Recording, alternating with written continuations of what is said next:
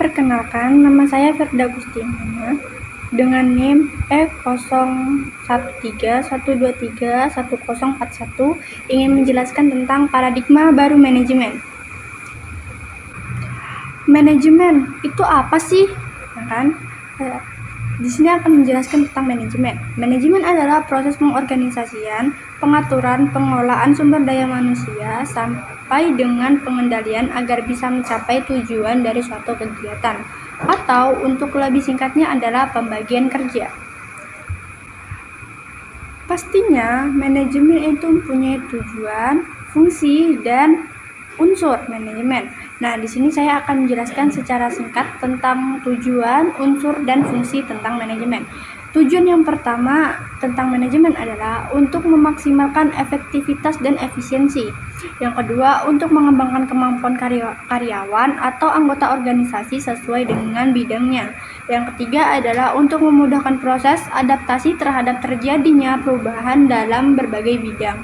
Yang keempat adalah untuk memastikan kualitas yang dihasilkan selalu bagus dan sesuai dengan harapan. Nah, yang kedua adalah unsur manajemen.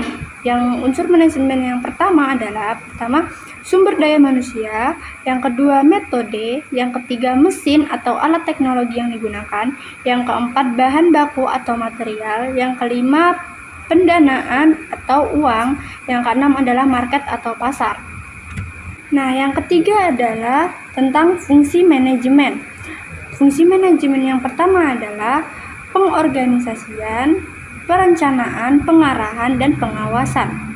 Oke, kita sudah tahu tentang fungsi, unsur, dan tujuan tentang manajemen.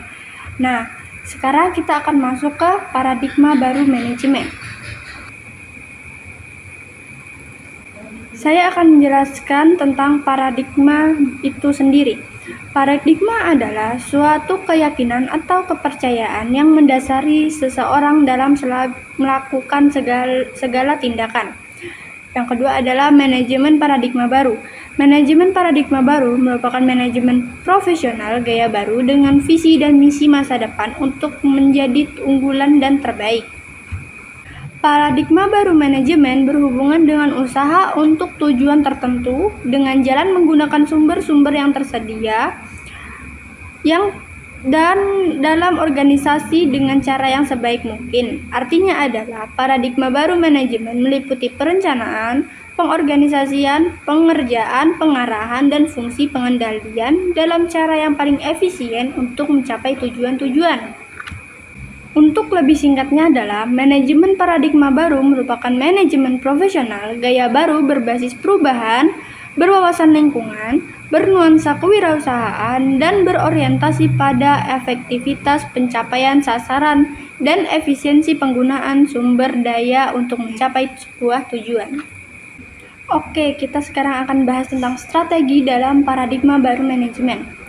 Perkembangan potensi kapasitas daya guna dari berbagai unsur sumber daya, maksimalisasi pemanfaatan kapasitas daya guna dari berbagai unsur sumber daya pemberdayaan dapat dilakukan dengan cara kepemimpinan, motivasi, komunikasi, koordinasi, diklat, litbang, renovasi, rehabilitasi, dan modifikasi sehingga menjadi daya saing atau kekuatan yang tangguh untuk mencapai suatu yang terkuat dan terbaik, yaitu mencegah kapasitas menganggur dan mencapai kapasitas penuh. Model manajemen paradigma baru merupakan manajemen profesional gaya baru berbasis perubahan dan sebagai perpaduan dari manajemen berdasarkan sasaran, manajemen berdasarkan pengecualian, dan manajemen modern lain untuk mencapai hasil yang terbaik secara efektif dan efisien. Nah, strategi yang kedua yaitu adalah pembaharuan.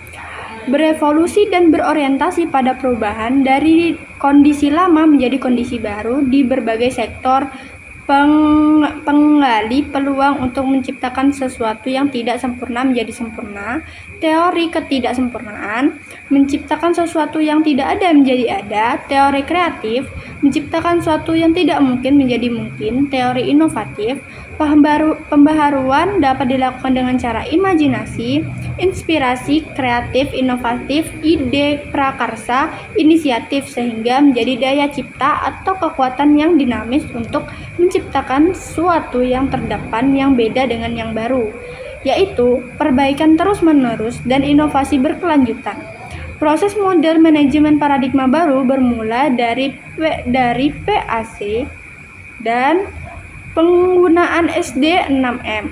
Selanjutnya, menjelajah cakrawala perubahan, lingkungan, dan kewirausahaan.